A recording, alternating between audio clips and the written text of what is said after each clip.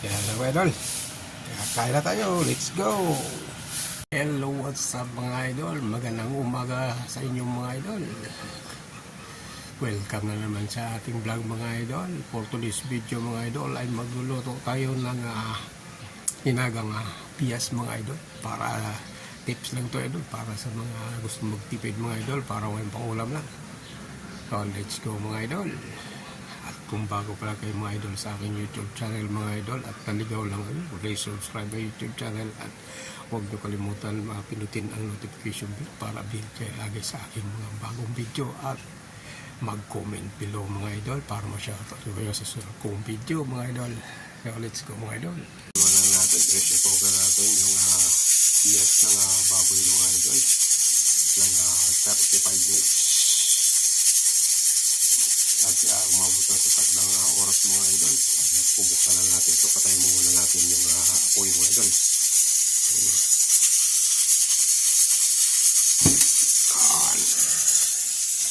At ito na nga idol. Lalagay na natin yung kanyang mga sahog. Siguradong malambot na ito idol. Ito yung sinasabi ko sa idol, mga bias. Yan, lalaki. Mga buto. Kuhan yan kung sa sa probinsya sa amin ay lawas ng baboy. Lawas ba yung buto, yung mahabang buto sa may binti niya, sa may paa, may binti.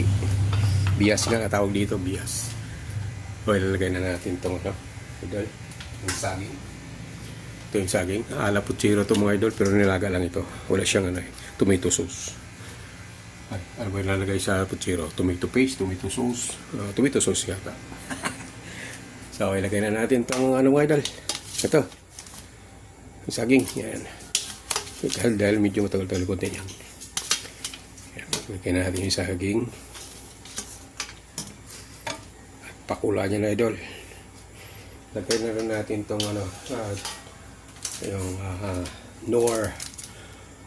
Pang pasarap ito. Knorr chicken cube. Dapat baboy diba? Pure chicken. Mas masarap eh. Ilagay na natin ito. Knorr chicken cube. Baka naman. Ito isa lang. Idol. Siguradong masarap ito sa ating panangalian ngayong tanghalian. Idol. Yun. Isa lang. Okay. Isa.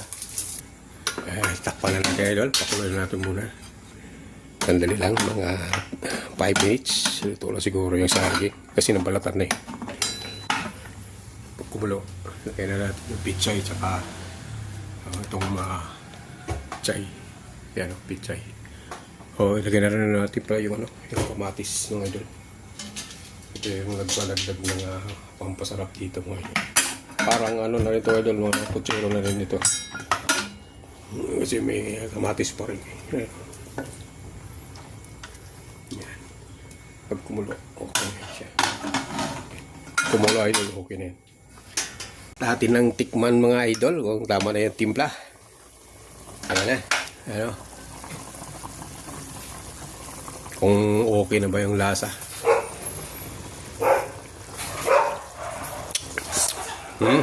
Yaman.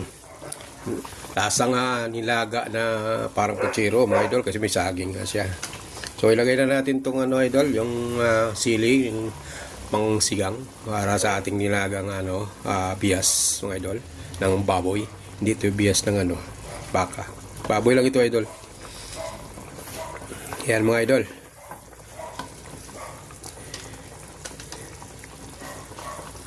Yan, pakulo natin konti para medyo kasi mas malambot yung mas madaling maluto yung yung pichay kaysa doon sa sili. Kasi yung sili yung mga idol actually, hindi naman namin tinatapon yung kaya namin yung idol eh. Kaya minsan marami kaming sili nilalagay para ang sili ng idol magpapanagdag ng aroma sa ating mga niluluto at nagpapasarap din yan. So, minsan marami kaming nilalagay dyan. Kung lamot na yan sa idol, inuna lang natin yung sili. Sunod na rin natin yung idol, yung yung pichay mga idol. Yan ang pichay. Magulo yung ating camera.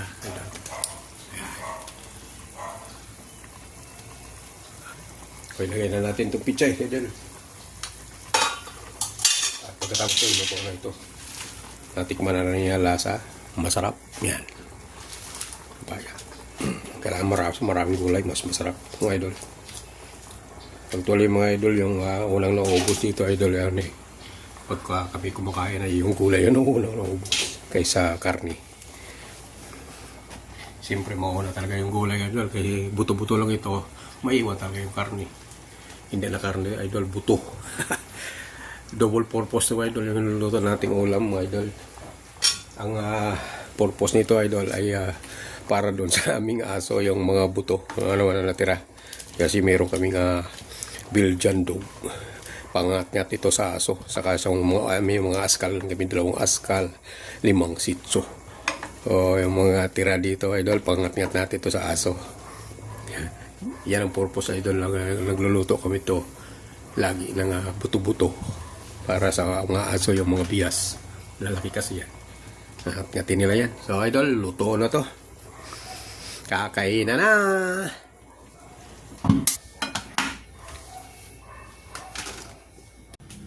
At yan mga idol. Ayan, luto na yung ating nilagang bias mga idol. Lagay na natin ito sa plato.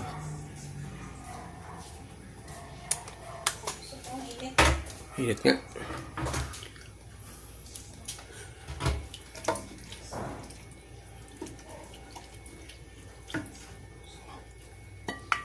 Ayan idol, oh.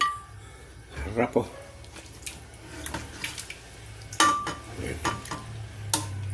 Uyog. Ayan.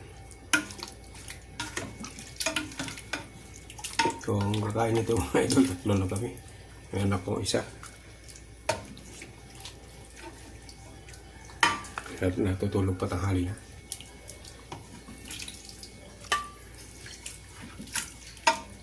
Walang saging, isang saging, mas masarap yung saging.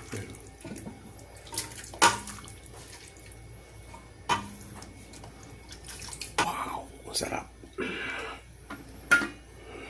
Ito na mga idol yung kanyang sahog ng ating nilagang bias. Parang style na ito mga idol, style puchero. Masustansya ito mga idol dahil sa mga gulay at saging yung kanyang sahog. Kaya iniwan na natin yung kamatis idol. Ito na yung pichay. At kung napakuluan natin na bias idol ay bubuksan na natin ito. Buksan na natin ito idol ha. Wala nang wala nang pressure yung init. So titingnan natin kung malambot na. Yun mga idol. Ito na kuluan natin na bias mga idol sa pressure cooker.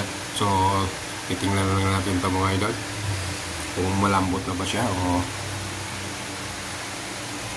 pati yung litid. Sarap. So ilalagay na natin ito idol yung yung kanyang mga sahog dahil malambot na siya. Tara na mga idol, kakain na tayo. Tikman na natin yung luto ni Tatay Miroy Astig.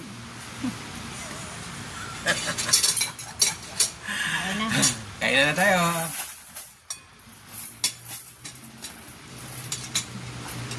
Parang gusto pa ako. Kusog ka pa? O, tanghali na yung sinunod mo ngayon mga idol. Alas 8 na yung kanina. Hindi ngayon. Ngayon, alaw na. Ngayon sunod mo na yung hapon. Alaw na yung pangalan namin idol. Tara, kain tayo. Samahan nyo kami. Alauna na yung parang halian na lang. Wala na sa ayos. Wala na sa ayos daw. Sa ayos natin. Ganun pa rin, basta kumakain. Yung 3 beses isang araw. Okay na yun.